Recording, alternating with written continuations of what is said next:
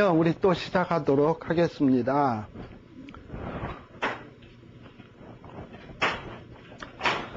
자, 그러면 이 페이지의 중간 부분에 보면 잠언은 누가 썼냐의 문제입니다. 제가 노상 이렇게 성경 공부를 할 때마다 강조하는 겁니다만, 이 성경을 누가 썼나, 모세오경이면 모세가 썼나 누가 썼나, 이거 생각하는 게 참 필요해요. 그러면 잠언을 도대체 누가 썼나 하는 이 문제에 대해서 우리가 좀 생각할 필요가 있습니다. 우리는 그동안에 너무나도 굳게 솔로몬의 잠언이다 하니까 솔로몬의 잠언으로 확실하게 믿고 있습니다만, 그거는 우리 얘기고 그렇지 않게 생각하는 사람들도 참 많아요. 네, 그래서 그런 부분에 대해서 조금 생각하고 넘어갑시다.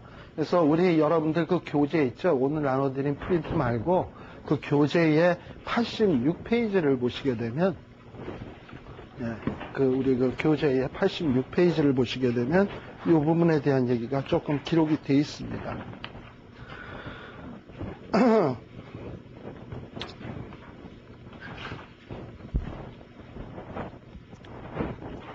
찾으셨어요? 네, 거기에 보면 잠언해서 저자하고 나오죠? 네, 비판학자.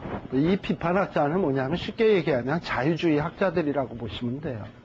이 사람들은 이 잠언의 저자를 솔로몬이라고 생각지를 않습니다. 그러면 솔로몬의 잠언 1장 1절에 나오는, 분명히 잠언 1장 1절에 뭐라 그랬죠? 솔로몬의 잠언이라 이렇게 돼 있는데 이게 뭔 얘기냐? 이렇게 얘기했을 때 이거는 그냥 솔로몬의 이름으로 잠언을 칭할 뿐이지 솔로몬이 실제 저자라는 얘기는 아니다. 그냥 유대인들의 표현 양식일 뿐이다. 이런 식으로 얘기를 해요. 근데 이거는 사실 맞는 얘기는 아닙니다. 내가 조금 이따 더 설명을 하겠습니다만, 그러면 자유주의자들은 그럼 잠언은 누가 썼냐 했을 때 솔로몬이 아닌 어떤 무명의 어떤 사람이 썼다고 생각을 해요. 그럼 무명의 어떤 사람이 언제 썼냐 그랬더니 대개 생각하는 게 BC 3세기 4세기. 자, BC 3세기 4세기면 어떤 때냐 하면, 여러분들 그리스 아시죠? 그리스, 아테네, 스파르타 이런 나라들 있잖아요. 그때 BC 3세기면은 아테네에 누가 계실 때냐 하면 너 자신을 알라 했던 사람, 소크라테스라든지 그 밑에 제자 플라톤 이런 사람들, 철학자들이 막 이렇게 일어나기 시작하던 때가 BC 3세기입니다. 그러니까 이 어떤 지혜에 대해서 막 운동이 일어난 때가 역사상 BC 3세기니까 이 유대 나라에서도 지혜 운동이 BC 3세기에나 일어났을 것이다. 그래서 잠언은 솔로몬이 쓴 게 아니라 그 시기에 어떤 무명의 사람이 솔로몬의 이름으로 만든 것이다 라고 얘기하는데, 이 얘기는 틀린 얘기입니다. 지금 말씀 적으니까 맞는다 이렇게 하거든요. 이 얘기는 틀리는, 우리가 믿는 우리 입장의 얘기 아니라는 얘기예요. 자, 왜 아니라고 볼 수 있냐 하면은 우리가 성경에 한번 보세요. 성경에 보면 거기 86페이지에 나오는데, 두 번째 패러그래프에 보면 분명히 1장 1절에는 성경이 뭐라 그랬어요? 다윗의 아들 이스라엘 왕 솔로몬의 잠언이라고 그랬고, 그래, 이게 그럼 표현 양식이라고 칩시다. 100번 양보해서. 그 다음에 나오는 부분에 보면 전도서 12장 9절에서부터 10절에는 또 뭐라고 되어 있냐면, 이 전도자가 누굽니까? 솔로몬 아닙니까? 전도자가 지혜로움으로 여전히 백성에게 뭘 가르쳤고? 지식을 가르쳤고, 또 묵상하고 공부하여 뭘 많이 지었다? 잠언을 많이 지었으며, 전도자가 힘써 아름다운 말을 구하였으니 기록한 것은 정직하여 진리의 말씀이니라. 이게 도대체 뭐겠습니까? 잠언이지 뭐. 이게 잠언인 거예요. 또 열왕기상 4장 29절 34절에도 보면 분명히 하나님은 솔로몬에게 지혜를 주어서 솔로몬의 지혜가 누구보다 뛰어나다? 동양의 모든 사람의 지혜와 애굽의 모든 지혜보다 뛰어나게 하셨다라고 돼 있어요. 자, 그러면 이런 사람이 잠언을 짓지 누가죠? 무명씨, 아무개가 했겠어요? 그리고 그뿐입니까? 또 거기에 보면 뭐라고 되어 있냐면 저가는 누굽니까? 솔로몬입니다. 저가 잠언 얼마를 말하였고? 3천을 말하였고, 그 노래는 1005이며 저가 또 초목을 논하되 레바논의 백향목으로부터 담에 나는 우술초까지 하고 저가 짐승과 새와 기어다니는 것과 물고기를 논한지라. 모든 민족 중에서 솔로몬의 지혜의 소문을 들은 천하 모든 왕 중에서 그 지혜를 들으러 왔더라 라고 되어 있습니다. 자, 그러면 이 도대체 잠언을 누가 짓겠습니까? 이런 걸 보고서 뭐라 그러냐면 성경의 내증이라 그럽니다. 그러니까 성경의 내적 증거로 볼 때도 이것은 잠언은 엉뚱한 무명씨가 BC 3, 4세기에 지은 것이 아니라 이거는 잠언은 솔로몬이 지었을 수밖에 없다라는 것을 우리가 확실히 믿을 수 있는 근거가 되는 거예요. 그런데 우리가 하나 좀 우리를 당혹해 하는 부분은 잠언의 25장 1절과 같은 말씀이에요. 한번 성경 한번 펴보세요. 잠언 25장 1절에 보게 되면 오늘날의 이 잠언의 형태로 이루어지게 된 것은 솔로몬 때에 다 이루어진 것은 아닙니다. 자, 25장 1절에 보면 뭐라고 돼 있어요? 근데 누가 편집했다고요? 히스기야 왕이. 그러니까 히스기야 왕은 솔로몬으로부터 한참 뒤의 왕 아닙니까? 그러니까 오늘날의 이 잠언, 우리가 갖고 있는 성경의 형태로 이루어지게 된 것은 히스기야 왕 때 이루어진 거예요. 근데 그 히스기야 왕 때 그러면 히스기야 왕이 그러면 잠언을 만든 거냐? 그게 아니라 아까 솔로몬이 저가 잠언 얼마를 말했다? 3천을 말했다 그랬잖아. 솔로몬이 이미 이렇게 묶어놓은 책이 있었을 수도 있고, 그리고 또 그 외에 묶어지지 않았지만은 솔로몬의 잠언으로 내려오던 것을 히스기야 왕 때에 이르러서 모아서 오늘의 형태로 만든 거예요. 그러나 이 잠언 안에 기록되어 있는 내용은 다 누가 한 거다? 솔로몬이 만든 거다. 그러나 묶어진 것은 어느 때에 비로소 히스기야 왕 때 되어진 것이다 라고 보시면 돼요. 그래서 이 솔로몬의 잠언은 크게 두 부분으로 나눈다면 1장에서부터 24장까지는 솔로몬의 잠언이라 했으니까 아마 솔로몬이 묶었겠죠? 그러나 25장에서부터 그 이후에 나오는 얘기는 아마도 히스기야가 솔로몬이 말한 것 중에서 앞부분에 1장에서 24장에 말하는 것들을 모아서 25장에서부터 나머지 부분을 엮었다고 보시면 되죠. 네. 그러나 그렇다고 해서 이 부분이 영감되지 아니했냐? 그건 아니에요. 다 영감된 말씀으로 우리는 믿는 것입니다. 자, 그렇게 해서 이 잠언의 저자의 문제를 얘기할 수 있고요. 또 86페이지에 계속 보시면 이 잠언은요, 굉장히 짤막짤막한 말로써 기록이 되어 있습니다. 굉장히 짤막짤막해요.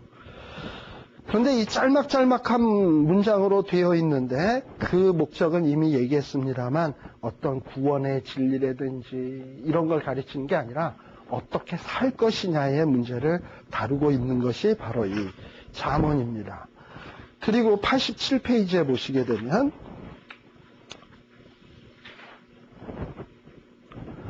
잠언은요, 참 어떻게 보면 잠언에 나오는 이 지혜문들은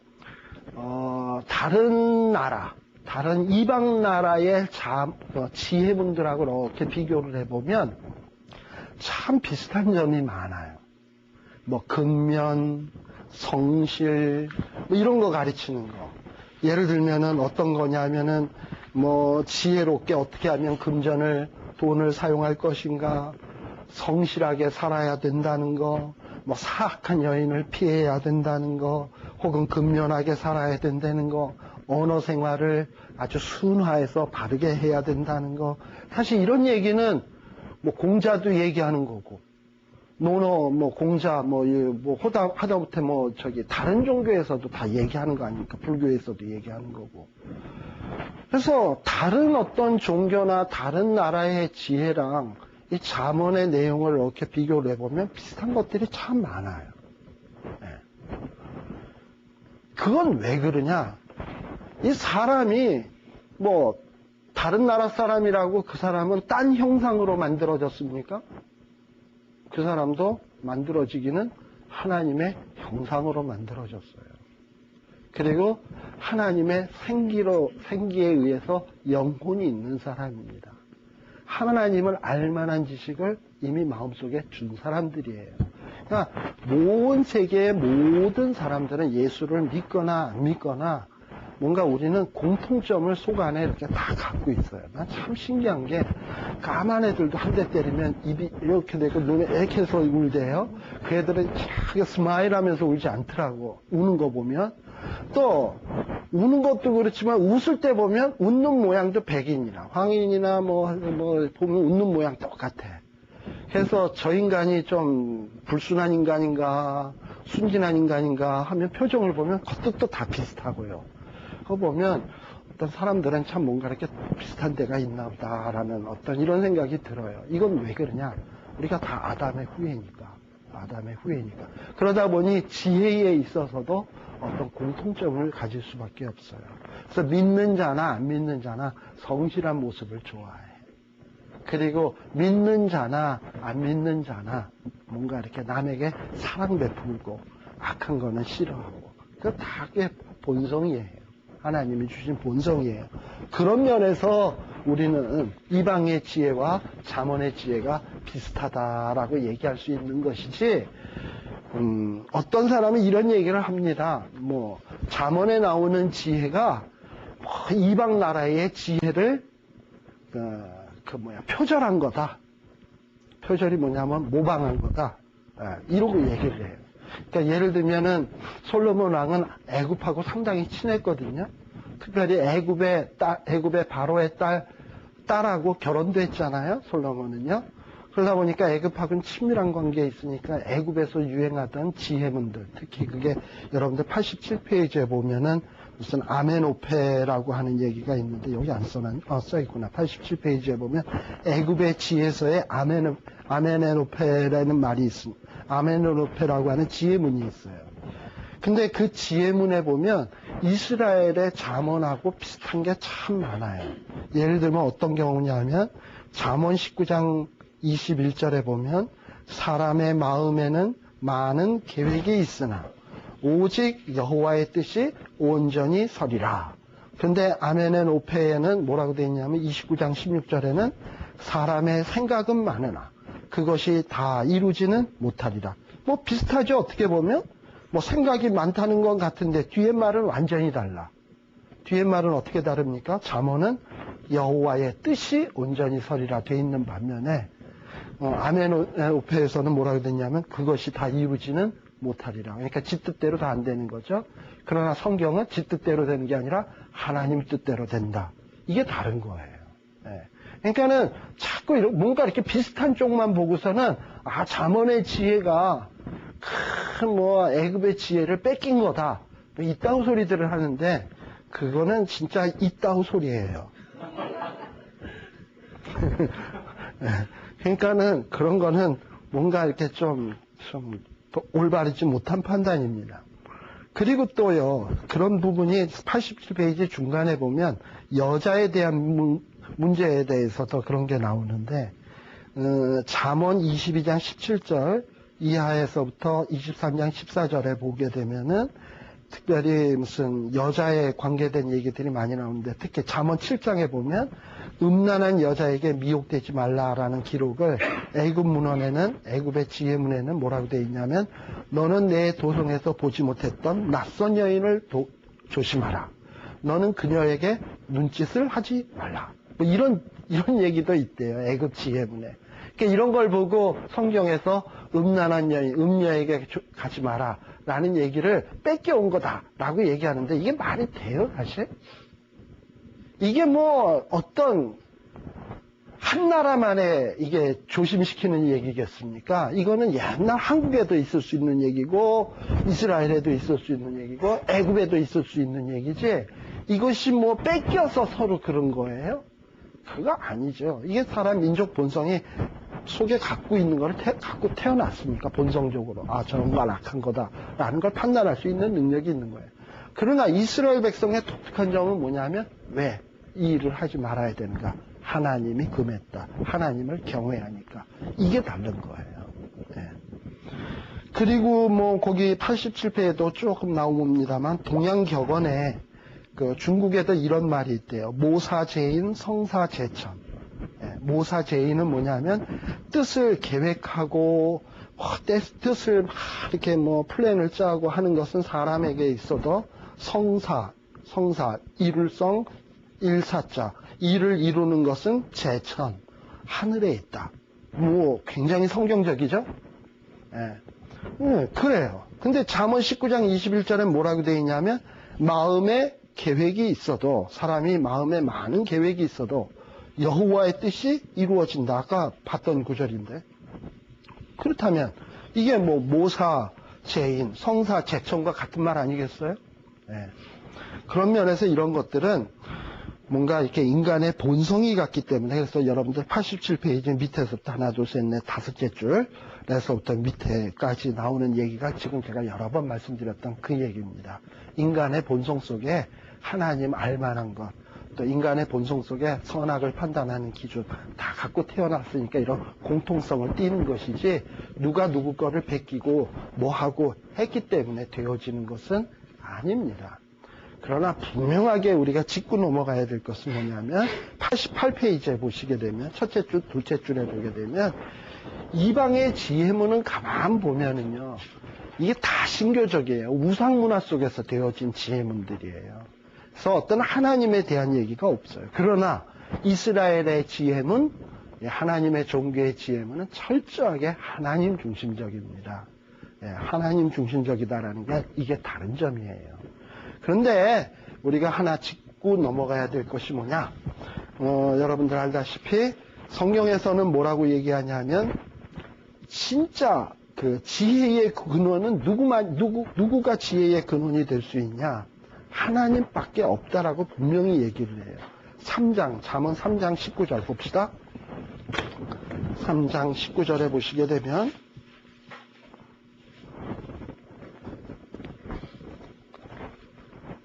누가? 3장 19절 여호와께서 지혜로 땅을 세웠어요. 그러니까 지혜의 근본은 하나님이에요. 성경은 그렇게 얘기해요. 지혜의 근본은 하나님일 수밖에 없어요. 왜냐? 하나님이 세웠고 하나님이 명철로 하늘도 굳게 세웠으니까. 이 얘기는 하늘과 땅만 이렇게 했다는 얘기가 아니에요. 하늘 만들었고 땅 만들었으면 하늘과 땅 사이에 존재하는 모든 것을 다 일으켰다는 얘기예요. 그러니까는 모든 지혜의 근본은 하나님에게서만 우리가 지혜를 알 수가 있습니다. 또 8장에도 한번 볼까요? 8장 22절. 자, 8장 22절부터 보게 되면 여기는 이제 나중에도 우리가 다시 한번 보겠습니다만 나라는 대명사가 나오는데요. 이 나는 누구냐면 지혜예요, 이게. 근데 지혜가 마치 사람처럼 표현되고 있습니다. 그래서 나라는 말이 나오면 거기에다 지혜라는 말로 바꿔서 껴보세요. 여호와께서 그 조화의 시작, 곧 태초에 일하시기 전에 뭘 가지셨다? 지혜를 가지셨으며 만세 전부터 상고부터 땅이 생기기 전부터 누가? 지혜가 세움을 입었나니. 그쵸? 그러니까 바로 이 지혜는 하나님께 속한 거예요. 그러니까 이게 태초부터 되어진 일이라 이 말입니다. 그러니까 모든 지혜의 근본은 하나님께 속한 거예요. 이런 얘기가 얼마나 자주 나오는지 몰라. 2장 6절에도 한번 볼까요? 자, 한번 2장 6절에도 보시게 되면, 자, 2장 6절에 보면 대저 여호와는 뭘 주시며? 지혜를 주시며. 그러니까 지혜는 누가 주는 거다? 하나님이 주는 거예요. 그 다음에 아까 이건 읽었던 구절이죠. 정직한 자를 위하여 완전한 지혜를 예비하시며. 이런 지혜는 다 누가 주시는 거냐? 하나님. 그래서 모든 이 지혜의 근본은 하나님께 속한 것이다 라고 이렇게 얘기하는 것이 이게 굉장히 중요한 얘기입니다. 물론 이것이 안 믿는 사람 입장에서 보면 굉장히 독선적이고 말도 안 되는 것처럼 보여지겠죠. 말도 안 되는 거겠죠. 그러나 그렇다는 걸 어떻게 하나님이? 그럼 어쩌겠습니까? 그렇다는데. 그러니까 이거는 뭐 독선이다, 포용할 줄 모른다, 욕할 줄 모르지만 어쩔 수 없는 부분이에요. 하나님이 그렇다 그랬으면 그런 거예요.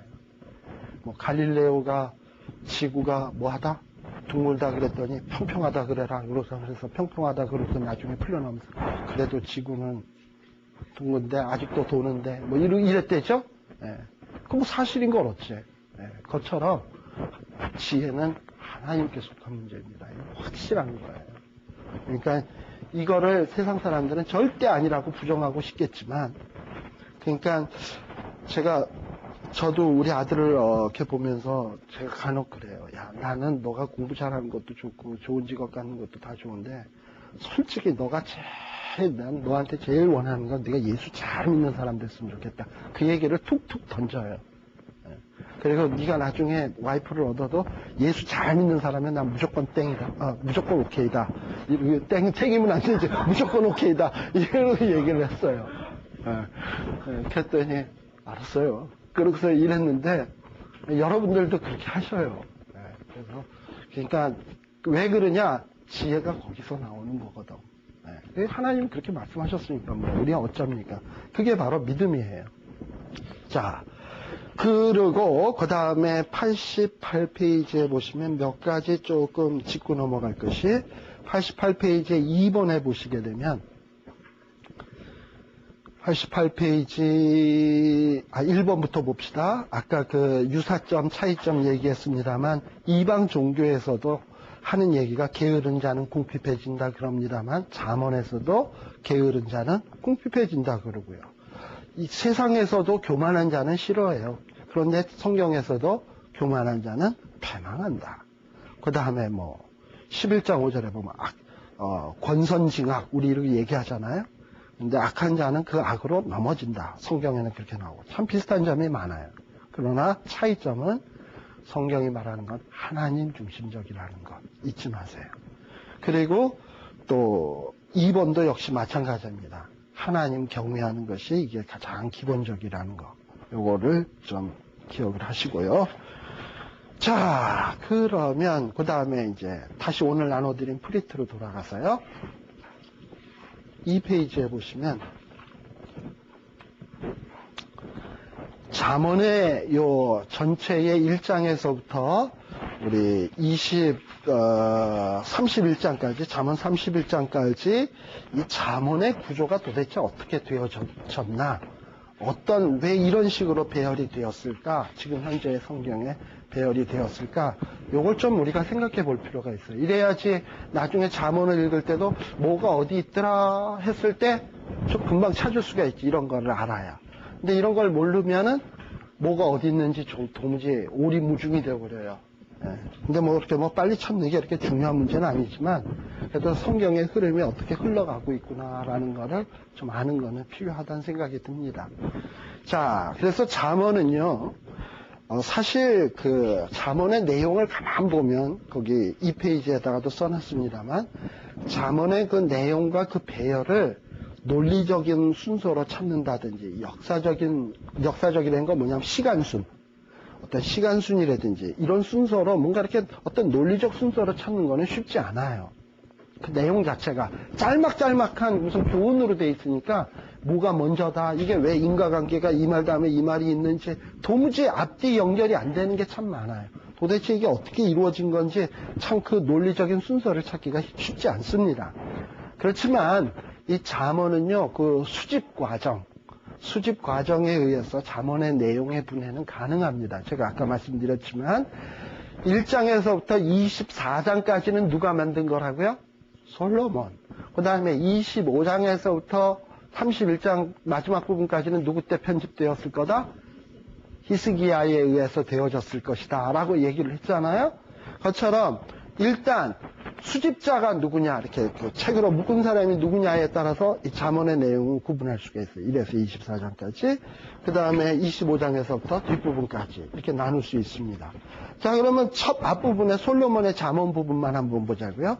솔로몬의 잠언 부분만 보면은 한 두 구분으로 나눌 수 있습니다. 첫 번째는 1장에서부터 9장까지 지혜에 대해서 찬양하는 내용이 1장에서부터 9장까지예요. 그러니까 이 지혜는 우리가 생각하는 세상이 말하는 지혜가 아니지. 이 지혜는 어떤 아까 심중심적이고 하나님 중심적인 그런 지혜지. 여호와를 경외하는 것이 지혜의 근본인데 그 근본에서 나온 지혜를 찬양하는 내용이 1장에서부터 9장까지의 내용이에요. 그런 지혜에 대한 내용이 1장에서부터 9장까지의 내용이고, 그 다음에 10장에서부터 24장까지는 그럼 그런 지혜를 어떤 의로운 행위에 어떻게 실천할 것인가 하는 문제를 다루는 부분이 10장에서부터 24장까지의 내용이라고 볼 수 있어요.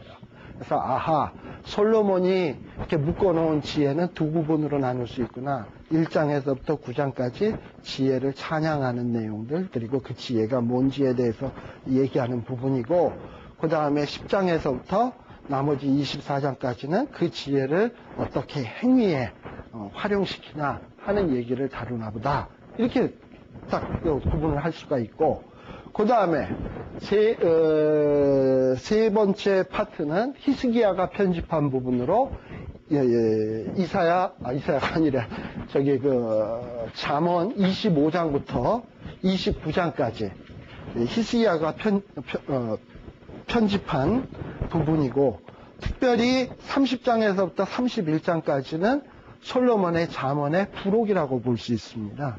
그래서 부록으로 30장에서부터 31장까지는 어떤 내용이 나오느냐 하면 30장 1절에서 33절까지는 아굴의 잠언이라고도 얘기하고 아굴의 말이라고도 하고, 그 다음에 31장에서 1절에서 9절까지는 르무엘의 잠언이라고도 하고 르무엘 말이라고도 하고, 그 다음에 31장 10절에서 31절은 현숙한 여인에 대한 얘기, 이런 식으로 잠언이 배열이 되어 있습니다. 그렇지만은 그 세부적인 내용이 어떻게 이렇게 배열이 되어 있나 하는 것은 찾기가 좀 굉장히 쉽지는 않아요. 그러나 오늘 제 목표는 최소한 1장에서부터 9장까지에 나오는 내용은, 잠언에 나오는 내용은 좀 짚고, 그 다음에 한 10장에서부터 다음 부분은 다음 시간에 이제 하면 잠언이 끝나지 않을까 생각을 하는데요. 자, 3페이지를 펴놓은 상태에서 여러분들 잠언 1장을 펴십시다.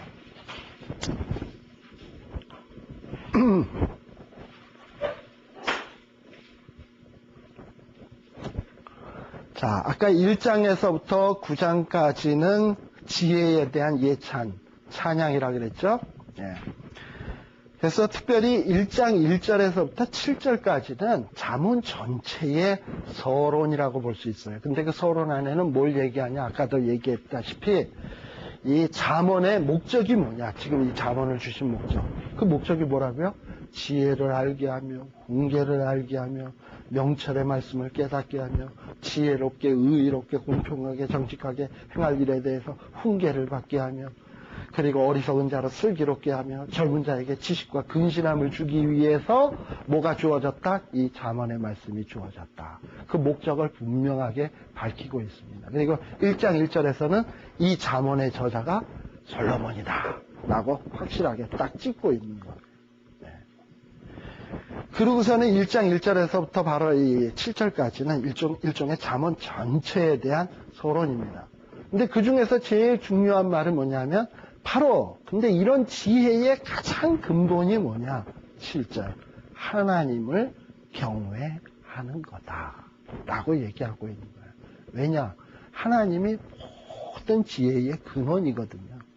그러니까 하나님이 그렇다는데 내가 아니라 그러면 내가 맞는 거예요? 하나님이 안 맞는 거예요? 누가 맞는 거예요?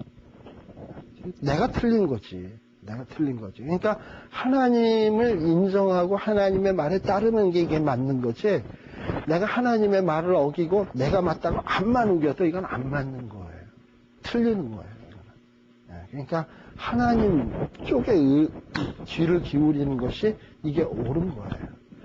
그래서 미련한 자는 어떻다고요? 이런 지혜와 훈계를 멸시한대요. 무슨 성경이 무슨 진리라고 웃기지 마라. 이러고선 계속 이렇게 얘기를 하는 거예요. 자, 그리고요, 그 다음에 특별히요, 잠언은 또 어떤 형태로 되어 있냐 하면은, 여기 그 서론 부분은요, 아까 도표에도 나옵니다만, 자, 2페이지에 다시 한번 보세요. 그래서 1장 1절에서부터 7절까지는 잠언의 목적, 기본 전제를 제시하고요, 지혜의 근본 원리가 뭐라고요? 하나님 경외하는 데서부터 시작한다는 거 가르치고 난 다음에 8절서부터 9장까지는 훈계로 이루어집니다. 지혜의 예찬은 예찬인데, 지혜의 예찬을 일종의 가르침의 형태로 지금 우리에게 얘기를 하고 있는 게 1장 8절에서부터 9장까지의 내용이에요. 자, 그러면 이 훈계는 어떤 형태로 나타나느냐 하면 보통 아버지가 자식에게 혹은 어떤 교사가 제자에게 말하는 투로 그런 형태로 말이 전개가 됩니다. 그래서 여러분들 8절에 보세요. 어떤 식으로 시작합니까? 아버지가 아들에게 지혜를 가르치는 투로 나타나잖아. 훈계하듯이 내 아들아 내 아버지의 훈계를 들으며 내 어미의 법을 떠나지 말라. 또 2장에도 보게 되면 2장 1절에 어떻게 시작합니까? 내 아들아. 또 3장에도 어떻게? 내 아들아. 뭐 이렇게 나오죠? 예, 이런 식으로 아버지가 아들에게 혹은 지혜의 교사가 제자에게 가르치는 말의 형태로 이렇게 나타나 있습니다. 이게 9장까지 이렇게 나타나 있어요. 그래서 그 내용들은 대개 어떤 내용이냐면 어떤 지혜의 진짜 지혜가 뭐냐, 지혜가 하는 역할이 무엇인가 하는 것을 가르치는 내용으로 나와 있습니다. 자, 그러면 지혜가 뭐냐? 자, 성경에서는 뭐라고 얘기하냐면 진짜 지혜는 어떻게 보면은 하나님의 말씀에 율법의 말씀에 기초되어 있음을 은근히 잠언도 이야기합니다. 그래서 여러분들이 잠언 1장에 보시게 되면 특별히 11절서부터 보세요. 10절에 보면 내 아들아 악한 자가 너를 꿰을지라도 쫓지 말라. 이 얘기는 뭡니까? 악한 자가 꿰을지라도 쫓지 말라. 그러니까 악을 행하지 말란 얘기를 이렇게 지금 얘기하고 있어요. 그런데 악한 것들이 뭔가 얘기할 때 11절서부터 나오는 내용들은 잘 보면 이거 십계명 안에 있는 것들입니다. 자, 특별히 11절서부터 12절은 십계명 중에 제6계명이 뭐죠? 6계명. 5계명 그거는 6계명 살인하지 말라. 살인하지 말라. 그 다음에 8계명은 뭔지 알아요? 도적질하지 말라. 그게 13절서부터. 그 다음에 제 10번째 계명은 뭐죠? 내 이웃을 해하려고 내 이웃의 것을 탐내지 말라. 10계명, 그게 10번째 계명이에요.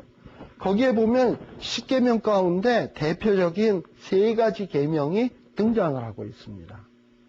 특별히 11절 또 12절에 보게 되면 살인하지 말라. 근데 여러분들 잘 한번 보세요. 이게 지금 제가 얘기하고자 하는 포인트는 뭐냐면 율법은요 10계명에서는 간단하게 제6은 살인하지 말라. 살인하지 말라. 딱 어구로 보면 딱 2어구야. 2단어. 그죠? 2단어. 그런데 여기서는 살인하지 말라를 굉장히 길게 얘기하잖아. 11절과 12절은. 뭐라고 얘기하냐면 친구들이 악한 사람들이 우리가 함께 가자, 가만히 엎드렸다가 사람의 피를 흘리자, 죄 없는 자를 까닭없이 숨어 기다리다가 엄부같이 그들을 산채로 삼키며 무덤에 내려가는 자같게 통으로 삼키자, 이러면서 이렇게 살인을 이렇게 공모하는 거를 하는 그런 형태를 얘기하잖아요. 그러니까 율법은 단순히 하지 말라 그런 것을 가르치는 반면에 잠언은 어떤 형태로 가르치냐면 살인하지 않기 위해서는 어떻게 해야 되는가. 율법은 살인하지 말라고 가르치지만 잠언은 우리가 그런 살인하지 않기 위해서는 어떻게 해야 되는가. 그러니까 살인을 공모하자 하는 사람과 함께해서는 안 된다.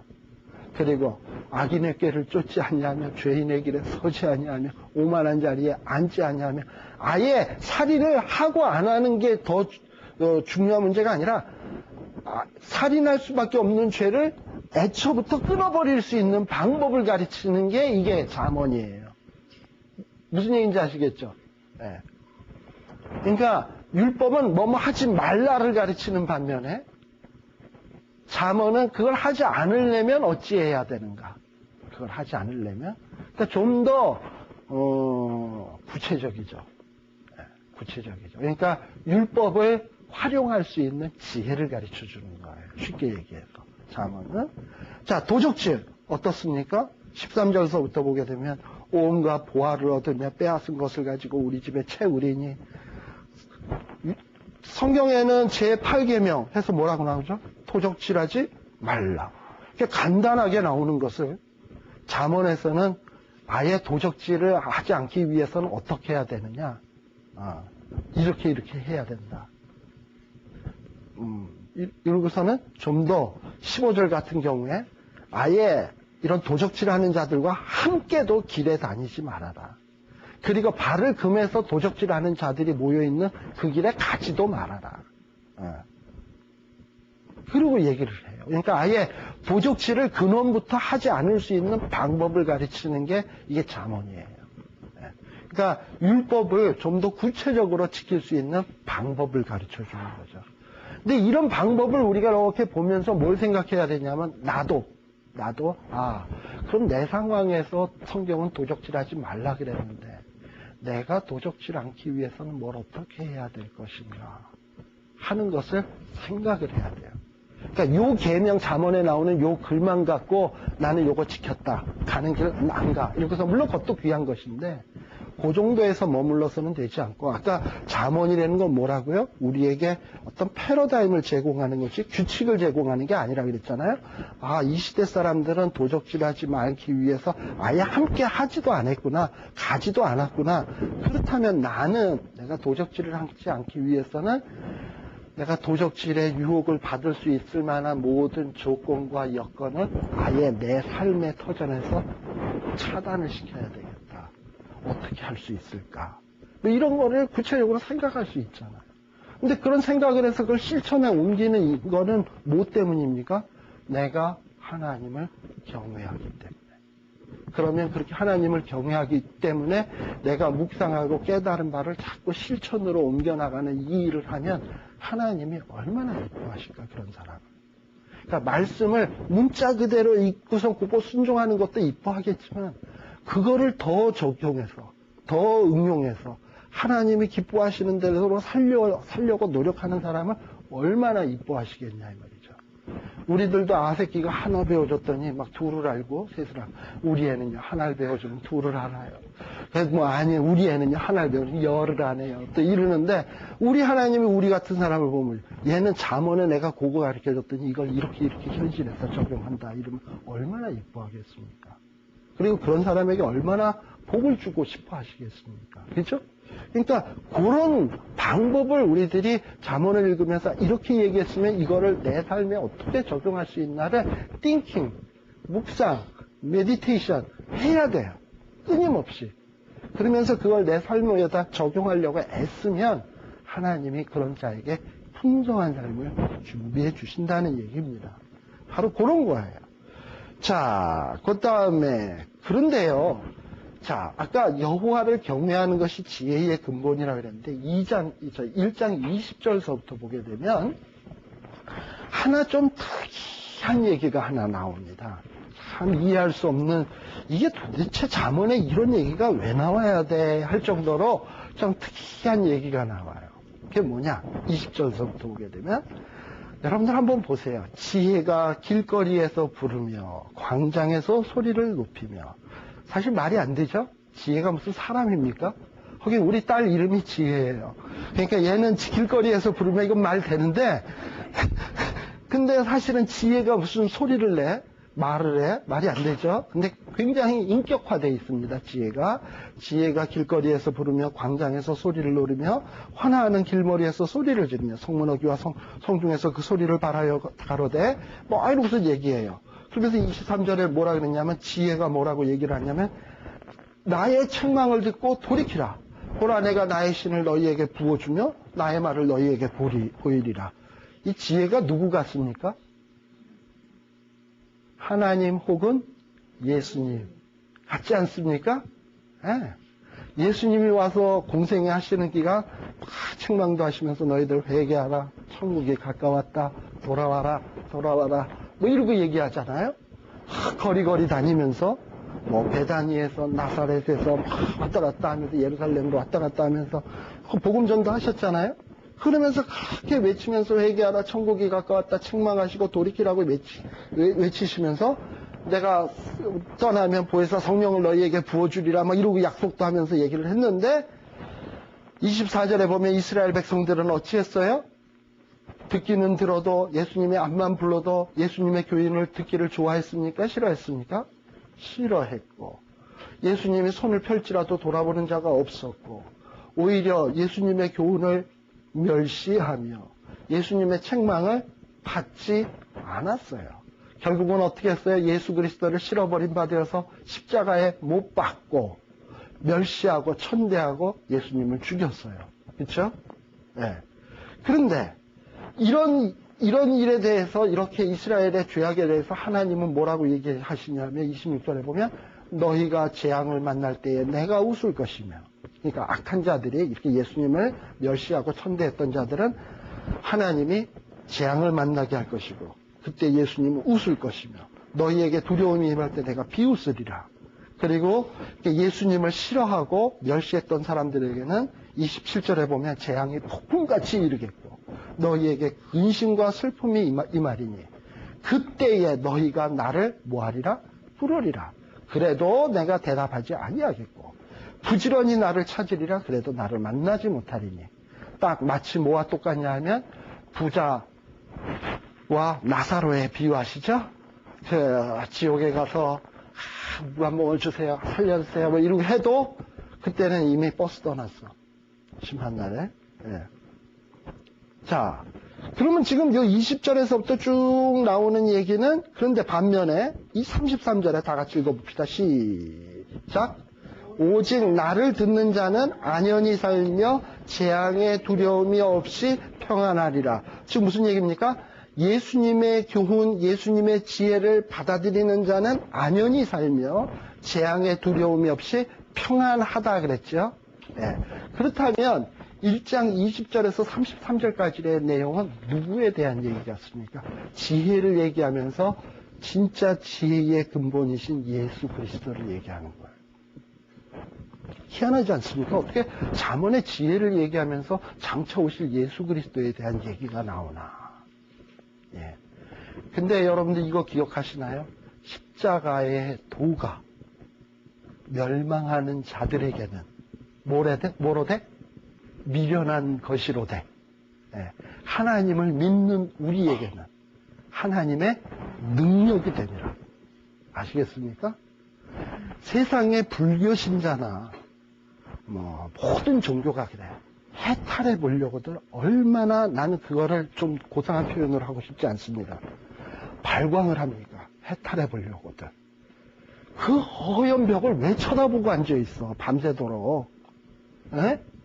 왜 그 인도의 사람들 다리를 꼬고 이상한 진짜 무슨 오징어를 뜨거운 불리에다 놓으면 이렇게 꼬이듯이 꼬이는 모양으로 꼬고 앉아서 나무 밑에서 그렇게 생쇼를 하고 있냐고요.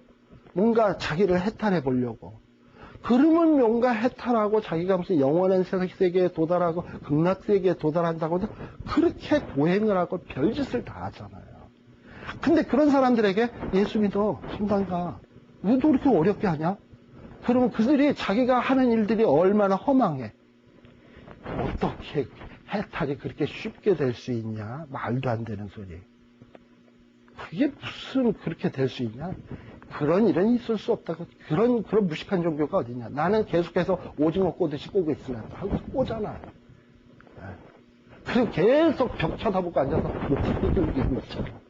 그러니까 십자가의 도가요, 믿지 않는 자들에게 보면 굉장히 미련하고 말도 안 되는 것처럼 보여져요.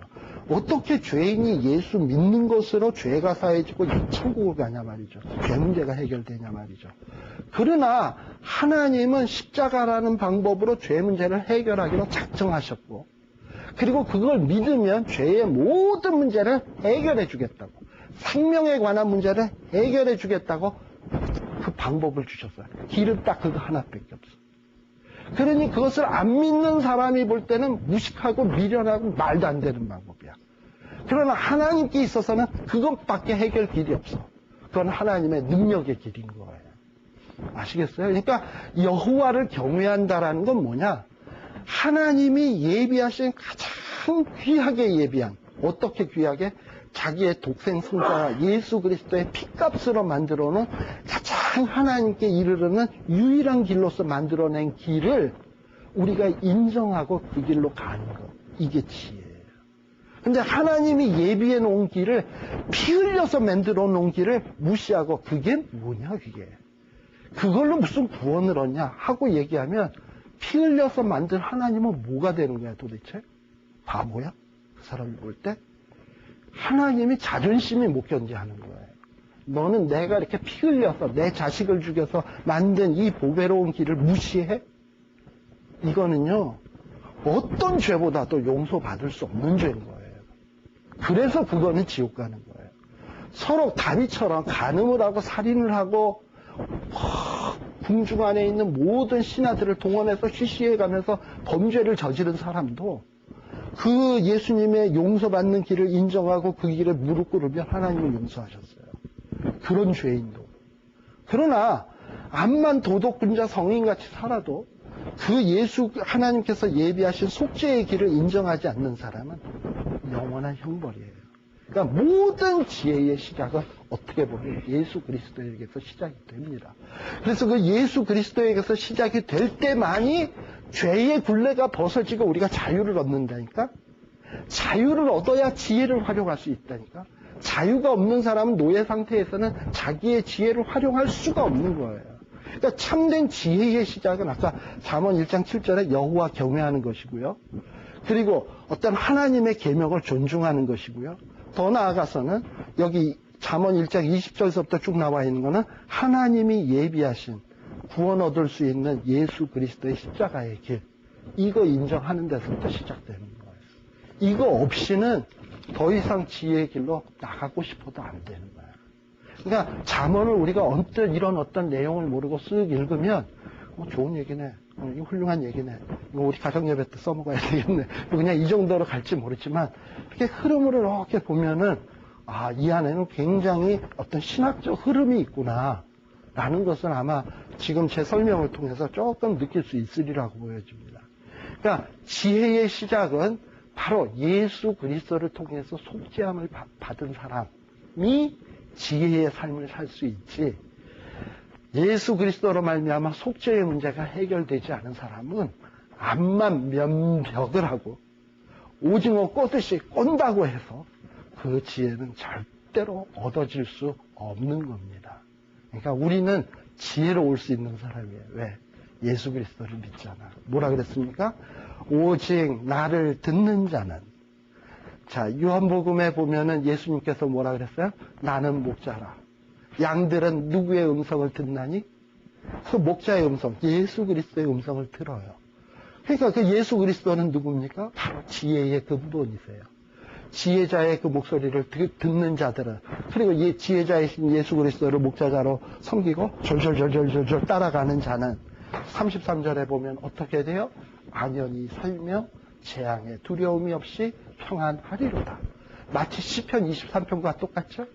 여호와는 나의 목자시니 내가 부족함이 없으리로다. 그가 나를 푸른 초장으로 쉴만한 물가으로 인도하시는도다.